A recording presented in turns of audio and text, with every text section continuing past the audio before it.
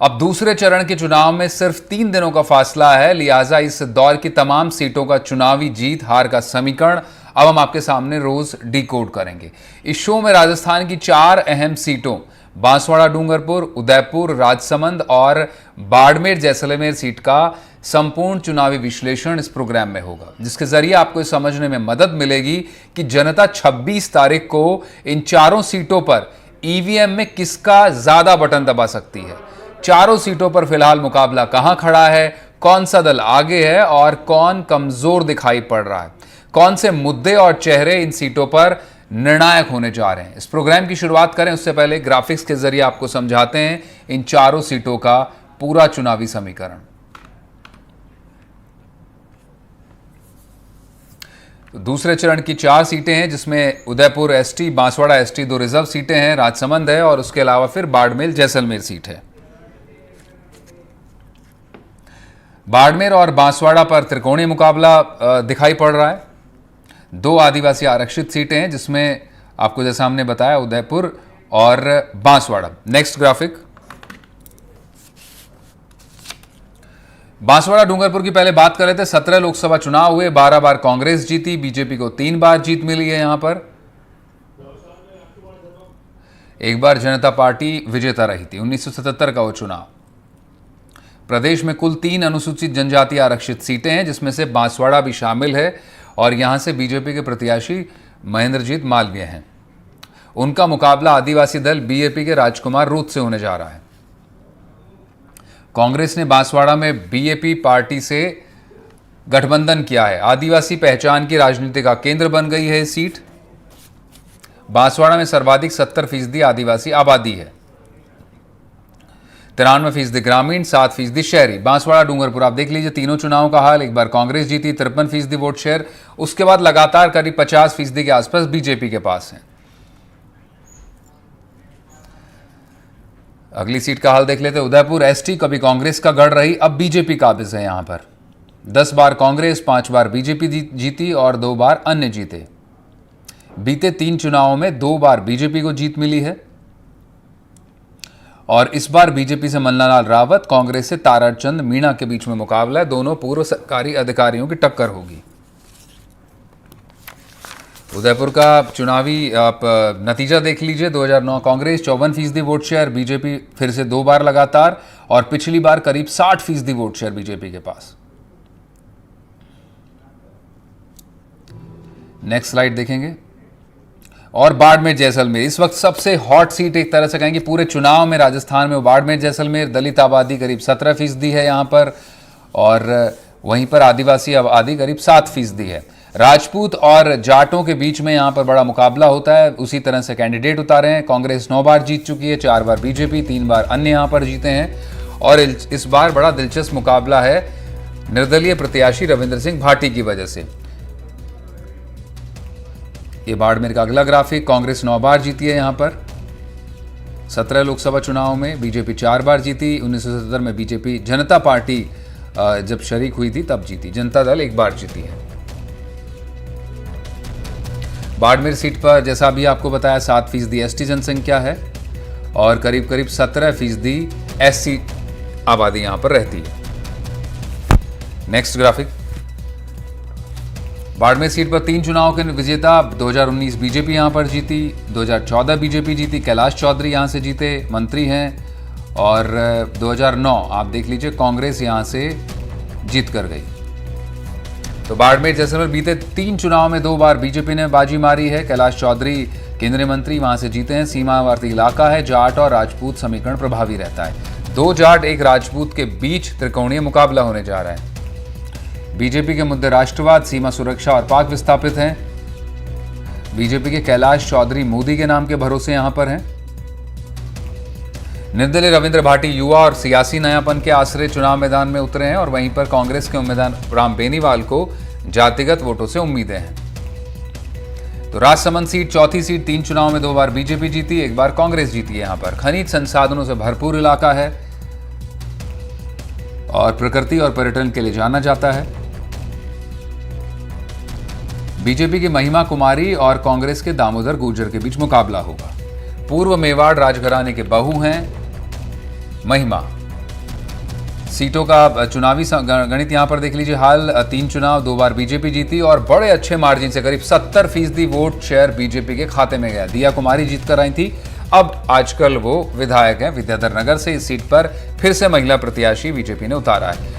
आदिवासियों पर बीजेपी ने पकड़ जमाई है। एसटी सीटों पर बीजेपी ने 2019 में अच्छा वोट शेयर पाया, 2014 के मुकाबले 7% वोट शेयर बढ़ाया और कांग्रेस को दोनों चुनावों में 33% वोट शेयर हाथ आया।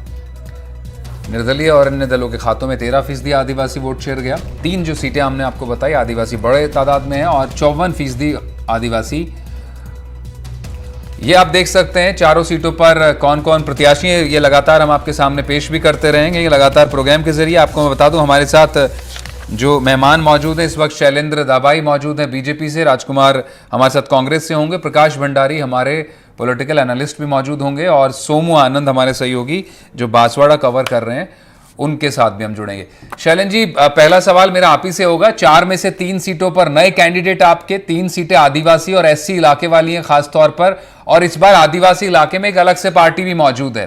क्या माना जाए बीजेपी को चुनौती लग रही है? 3 नए प्रत्याशी आपने दिए इस बार और 1.5-2 साल से तो बार बार प्राइम मिनिस्टर का आना। और वहीं अगर बाड़मेर की बात कर ले तो जो युवा बीजेपी का वोटर माना जाता है वो तो इस बार भाटी को हीरो मान रहा है। दोनों पर मैं आपसे जवाब जानना चाहूंगा। शैलेंद्र जी, ऑडियो अनम्यूट कर लीजिएगा अपना।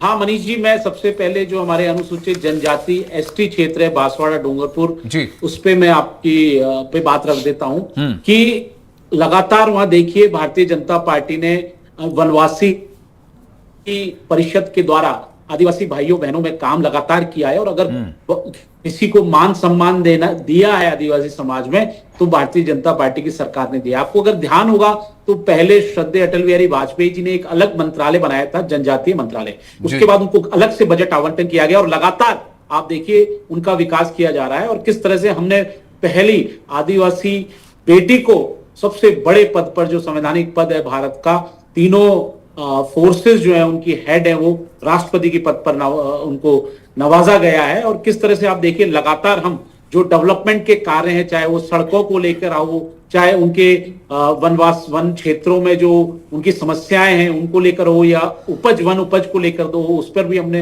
एमएसपी बढ़ाने का काम किया है, या मेडिकल कॉलेज देने की बात हो, सड़कों के निर्माण की बात हो, या उनके जो धार्मिक स्थान मानगढ़ धाम है उसकी बात हो, तो निश्चित तौर पर वहां बांसवाड़ा डूंगरपुर में भारतीय जनता पार्टी जीत के आएगी। और जहां तक रही उदयपुर की बात, तो उदयपुर भी एक अनुसूचित जनजातीय इलाका है और वहां पर भी आप देखिए लगातार मेवाड़ जो है वो गढ़ रहा है, क्योंकि वो राष्ट्र के लिए समर्पित राष्ट्रवादी महाराणा प्रताप की भूमि रही है। और वहां से आप देखिए किस तरह से भारतीय जनता पार्टी लगातार मेवाड़ क्षेत्र से जीतती आई है। और क्योंकि भारतीय जनता पार्टी का उद्देश्य भी वही है कि राष्ट्रवाद, देश हित सर्वोपरि है, हमने कभी किसी की गुलामी स्वीकार नहीं की। उन्होंने मेवाड़ ऐसा क्षेत्र है और भारतीय जनता पार्टी की माननीय नरेंद्र मोदी सरकार जब से आई, आपने देखा होगा औपनिवेशिक मानसिकता को हमने दूर करने का काम किया है। जो कांग्रेस पार्टी गुलामी की जो चेन थी उसको लगातार फॉलो कर रही थी, हमने वहां डेवलपमेंट काम करा। और किस तरह से एक्सप्रेस वे बन रहे हैं, मेडिकल स्वास्थ्य में बहुत सुधार हो रहा है मेडिकल कॉलेज के द्वारा, किस तरह से आईआईटी, एम्स, ये सारी सुविधाएं आगे आने वाले टाइम में राजस्थान में देखने को मिलेगी। और आप जो बता रहे थे जैसलमेर बाड़मेर, निश्चित तौर पर जैसलमेर बाड़मेर में रविंद्र सिंह भाटी निर्दलीय के तौर पे खड़े हुए हैं, एक युवा हैं, छात्र नेता रहे, लेकिन वहां पर आपने देखा कि किस तरह से जो इश्यूज हैं उसको रिजॉल्व करने का अगर कभी काम किया है तो माननीय नरेंद्र मोदी सरकार ने किया है, जो एक बहुत बड़ी समस्या है, क्योंकि वो एक पाकिस्तान से सटा हुआ इलाका है और वहां पर जो इस्लामिक देश है पाकिस्तान, उससे प्रताड़ित होकर आए हुए हिंदू जो है वो वहां पर हैं। और उस वजह से आप देखिए कि किस तरह से वहां पर हमने नागरिक अधिनियम लाकर, संशोधन अधिनियम लाकर हमने उनको नागरिकता और मौलिक अधिकार देने का काम किया है। वहां सड़कों की हम बात कर लें, चाहे जल की बात कर लें, वहां किस तरह से हमने जल से नल पहुंचाने का काम किया। ये तो कांग्रेस पार्टी की सरकार थी तो इतना भ्रष्टाचार करा, तो नल से जल देने का जो हमारा अभियान था वो अधूरा रहा। लेकिन अब यहाँ डबल इंजन सरकार आ गई। लेकिन जी शैलेंद्र जी, लेकिन दोनों ही जगहों को लेकर अपने आप में सवाल है। जो कहा कि आपने किस तरह से वनवासी कल्याण परिषद के जरिए बात की हो, आप डेवलपमेंट करा रहे, लेकिन बात जरूर अब जो बात आई है इस चुनाव में वो आदिवासी आइडेंटिटी को लेकर आ गई। आइडेंटिटी पॉलिटिक्स अब ज्यादा है। और आपको ये क्यों लगता है कि आदिवासी जो प्रत्याशी उनके बीच कर अगर जीत कर जाए, जो विधायक भी अभी जो आपके सामने लड़ रहे हैं, वो क्यों विकास नहीं कर सकते हैं? और अगर बाड़मेर में कोई युवा चुनाव लड़ रहा है और अगर जनता उसको पसंद कर रही है, तो क्या वो सीमावर्ती इलाकों के मायने नहीं समझता है? ये बड़े सवाल रहेंगे। और कांग्रेस भी इस बात को कह सकती है कि आदिवासी दिवस पर छुट्टी घोषित करनी हो। मानगढ़ में तो राहुल गांधी भी आए थे। हालांकि राजकुमार जी, आपसे मेरा सवाल है, लौटेंगे शैलेंद्र जी। अब राजकुमार जी, मेरा सवाल आपसे है, आदिवासी इलाकों में आप तो ये नहीं बता पाए इस बार कि आपकी रणनीति आखिरकार है क्या? बांसवाड़ा में पहले बाप ने कहा गठबंधन कर लीजिए, आपने उनको जवाब नहीं दिया। आपने नॉमिनेशन कर दिया, फिर वापस ले लिया। आपके प्रत्याशी अंडरग्राउंड हो जाते हैं, फिर आप उनको पीछे लगते हैं कि भाई वापस ले लीजिए, वो मना कर देते हैं। राजसमंद में तो प्रत्याशी ने चुनाव लड़ने से इनकार कर दिया। यानी मतदाताओं के लिए टोटल कंफ्यूजिंग सिग्नल्स आपने दिए वहां पर। बाड़मेर में तो बताया जा रहा है कि आप तीसरे नंबर की लड़ाई लड़ रहे हैं। नहीं मनीष जी, ऐसा कुछ नहीं। कांग्रेस पार्टी जो तमाम सीटें हैं उन पर बहुत बेहतर चुनाव लड़ रही है। कांग्रेस पार्टी ने बांसवाड़ा में जो बाप पार्टी है उसके साथ अपना गठबंधन का धर्म निभाया है। हमारे कांग्रेस पार्टी के जो उम्मीदवार थे वो समय पर नाम वापस नहीं ले पाए। कांग्रेस पार्टी ने उनको 3-6 साल के लिए पार्टी से निष्कासित कर दिया। ऐसी नौबत क्यों आई कि वो आपको उनको बोलना पड़ा कि नामांकन वापस लें? आप ही ने प्रत्याशी घोषित करवाया था पहले। ये पार्टी के अंदर की अपनी पॉलिसी होती है, पॉलिसी के तहत ये सब काम हुआ था। और पॉलिसी के तहत जब ये डिसाइड हुआ कि उनको नाम वापस लेना है और पार्टी ने उनको अवगत कराया तो उन्होंने नाम वापस नहीं लिया। जब उन्होंने नाम वापस नहीं लिया तो पार्टी ने उनको 6-7 से बाहर निकाल दिया। लेकिन अब वहां कांग्रेस पार्टी बाप को समर्थन देकर के बाप पार्टी के साथ मिलके भारतीय जनता पार्टी, जो हमारे कांग्रेस पार्टी से ही गए हुए हैं, वहां पर भारतीय जनता पार्टी के पास उम्मीदवार था ही नहीं। भारतीय जनता पार्टी के पास तो वहां आदिवासी नेता कोई था ही नहीं। आप कांग्रेस की बात कीजिए ना, वो तो ले गए आपके प्रत्याशी को, वो तो चुनाव लड़ रहे हैं। आप अपनी बात कीजिए, आपके पास प्रत्याशी नहीं मिला आपको। हमारे कांग्रेस से गए हुए ही वहां वो लड़ रहे हैं। भारतीय जनता पार्टी के पास कार्यकर्ता नहीं था कोई, तो हमारे कार्यकर्ता को वहां लेकर गए तो निश्चित तौर पर हमारे कार्यकर्ता का भारतीय जनता पार्टी का जो आज उम्मीदवार है बाप पार्टी के माध्यम से हम उसको निश्चित तौर पर शिकस्त देंगे। और जहां तक राजसमंद की बात आप कह रहे हैं, राजसमंद में हमारे जो उम्मीदवार थे उन्होंने चुनाव लड़ने से मना किया था, लेकिन बहुत समय था और वहां से हमारे जो कांग्रेस के मजबूत नेता हैं दामोदर गुर्जर जी वहां चुनाव लड़ रहे हैं। और हम जो आप बता रहे हैं वहां बेहतर स्थिति में है। और केंद्र सरकार के जो मंत्री हैं आदरणीय चौधरी साहब, निश्चित तौर पर उनकी हवा निकली पड़ी है। क्योंकि उन इलाकों में आप देखें, भारतीय जनता पार्टी एक पानी जैसी जो सिंपल सी बात होती है, रोटी कपड़ा मकान पानी सड़क शिक्षा चिकित्सा, इन तमाम सुविधाओं को भारतीय जनता पार्टी, अभी तो आप 4 महीने से इनके डबल इंजन की सरकार है। इधर ये कहते हैं जल संसाधन मंत्री राजस्थान से आते हैं, ये कैलाश चौधरी जी खुद मंत्री हैं। तो जब केंद्रीय का मंत्री होता है, नरेंद्र मोदी जी ने पूरी ताकत लगा रखी है। देश के प्रधानमंत्री जी बार बार इन सीटों पे आ रहे हैं, दौरे कर रहे हैं। राजस्थान में 6-7 बार आ चुके हैं, अभी 2-3 बार और आएंगे। तो पूरी की पूरी लगभग 25 की 25 सीटें देश के प्रधानमंत्री खुद कवर कर रहे हैं। वो इस बात को दर्शाता है कि भारतीय जनता पार्टी कहीं ना कहीं कांग्रेस पार्टी को नहीं। तो इसमें राजकुमार जी बुरी क्या बात है? आपके यहाँ तो अब सेकंड दौर में आपके बताया जा रहा है कि कोई बड़े नेता नहीं आ रहे, आपको अपने हाल पे छोड़ दिया है। अशोक गहलोत तो खुद अपने बेटे की सीट पर सीमित हो गए और पायलट जहां जा सक रहे हैं वहां जा रहे हैं। तो कांग्रेस तो अपने हाल पर है राजस्थान में। ये बड़ा सवाल आप पर है। अगर बीजेपी के पास प्राइम मिनिस्टर चेहरा और वो कवर कर सकते हैं 25 सीटें, तो ये तो आपको भी सीखना चाहिए कि राहुल गांधी जो न्याय यात्रा निकाल सकते हैं, तो राजस्थान में 25 सीटें वो क्यों नहीं कवर कर सकते हैं? प्रियंका गांधी क्यों नहीं कवर कर सकती हैं? अब हमारे साथ प्रकाश भंडारी जी भी मौजूद हैं, उनका भी रुख कर लेते हैं। प्रकाश जी, चारों सीटों को आप कैसे एनालाइज कर रहे हैं? लंबे समय से आप राजस्थान की पॉलिटिक्स देख रहे हैं, लोकसभा इलेक्शंस को देखते आए हैं। 3 सीटें डीप मेवाड़ वागड़ की हैं, एक बॉर्डर सीट है। आप किस तरह से एनालाइज कर रहे हैं? एक जगह पर आइडेंटिटी पॉलिटिक्स है, एक जगह पर युवा जोश की बात हो रही है। कौन कहां खड़ा है इस मुकाबले में फिलहाल? देखिए, बांसवाड़ा डूंगरपुर और उदयपुर ग्रामीण की सीट है, ये एसटी मतलब आदिवासियों के लिए सुरक्षित है, आरक्षित सीटें।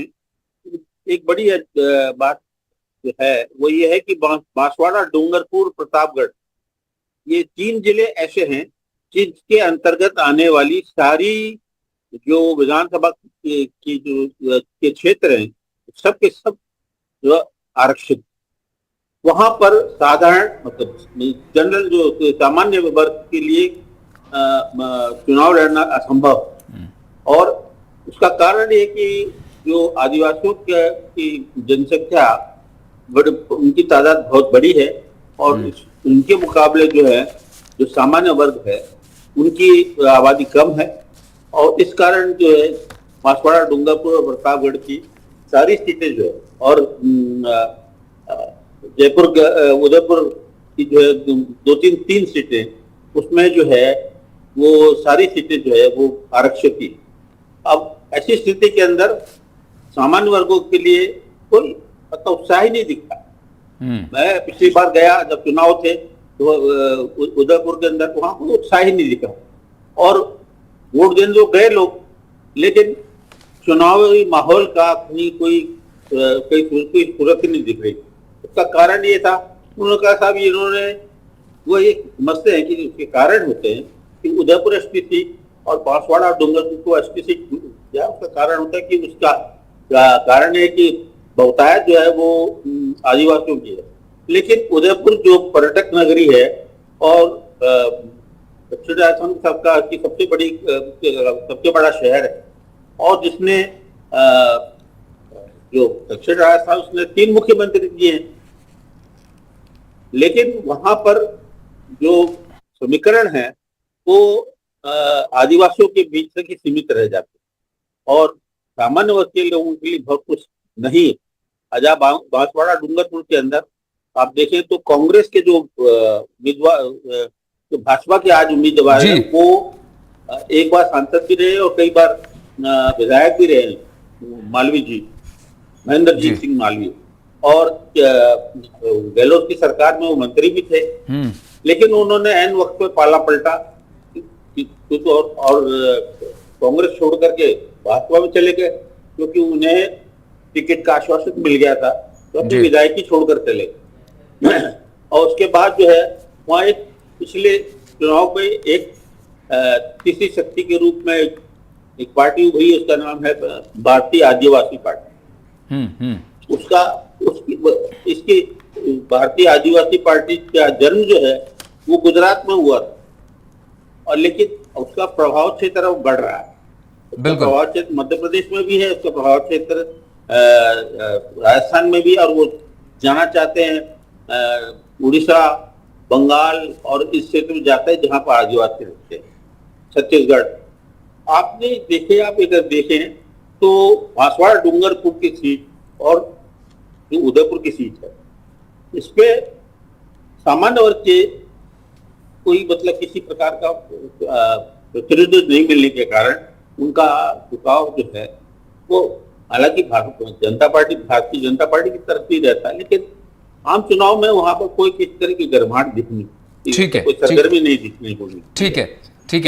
चुनाव के दिन जिस दिन मतदान होता है वोट देखे बिल्कुल, विधानसभा चुनाव में अलग होता है और जिस तरह से राजकुमार रोहतक खुद विधायक भी हैं और वो जिस तरह से मैंने जिक्र किया कि वो आइडेंटिटी पॉलिटिक्स जो आदिवासी इलाकों में चल रही है और शायद जो बाकी जिन राज्यों का भी आपने जिक्र किया, चाहे गुजरात हो, उड़ीसा हो और बाकी राज्य, वहां को लेकर बीजेपी अब रणनीति इसीलिए बना भी रही है।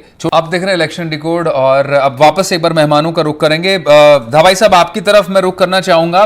प्रधानमंत्री नरेंद्र मोदी की सभा होती है और राजकुमार रोहतक का कहना है कि बीजेपी आदिवासियों को बांटने का काम कर रही है, आचार संहिता का उल्लंघन का आरोप भी आप पर लगाया है।